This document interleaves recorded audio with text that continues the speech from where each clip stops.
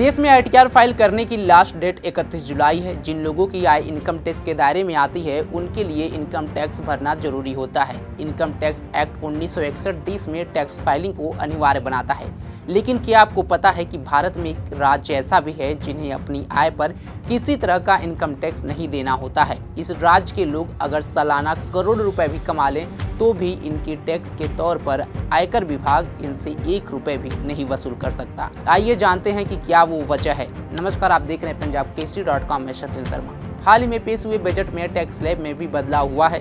हालांकि जो उम्मीदें की जा रही थी उतना बदलाव नहीं हुआ है। वहीं इनकम टैक्स फाइल करने की तारीख भी अब खत्म होने वाली है। 31 जुलाई लास्ट डेट है। सरकार लोगों की कमाई पर टैक्स वसूलती है, लेकिन भारत में केवल एक ही राज्य है जिसे टैक्स फ्री स्टेट के तौर पर जाना जाता है। इस राज्य का नाम है सिक्किम। इस राज्य में रहने वाले लोगों को अपनी कमाई पर 1 भी रुपए का इनकम टैक्स नहीं देना होता है। भारतीय संविधान अनुच्छेद 372F के मुताबिक सिक्किम के लोगों को टैक्सेशन के दायरे से बाहर रखा गया है। इनकम टैक्स के मामले में सिक्किम के लोगों को इतनी बड़ी राहत क्यों दी गई है?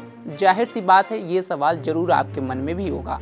तो आपको बता दें कि 1975 में सिक्किम का भारत में विलय हुआ था, लेकिन सिक्किम इस शर्त पर भारत में शामिल हुआ था कि वो अपने पुराने कानून और स्पेशल स्टेटस को बरकरार रखेगा।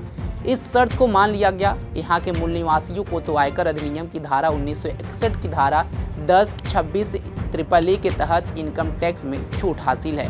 पहले सिक्किम में इनकम टैक्स पर मिलने वाली छूट उन सीमित लोगों के लिए थी जिनके पास सिक्किम सब्जेक्ट सर्टिफिकेट था, लेकिन 1989 में सुप्रीम कोर्ट के आदेश के बाद आयकर अधिनियम के तहत मिलने वाली छूट में अन्य लोगों को भी शामिल किया गया।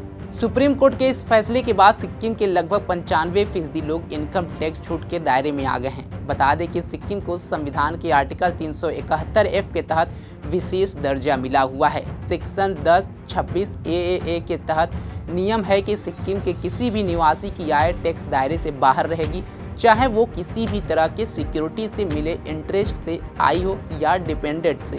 इसमें कहा गया है कि सिक्किम के भारत में विलय से पहले जो भी लोग वहां बस गए थे, चाहे उनका नाम सिक्किम सब्जेक्ट रेगुलेशन 1961 के रजिस्टर में हो या नहीं, उन्हें income tax act section 10, 26 AAA के तहत छूट मिलती है।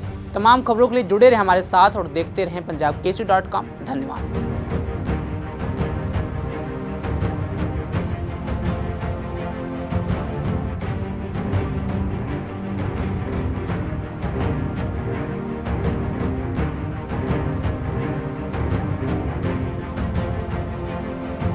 Shh.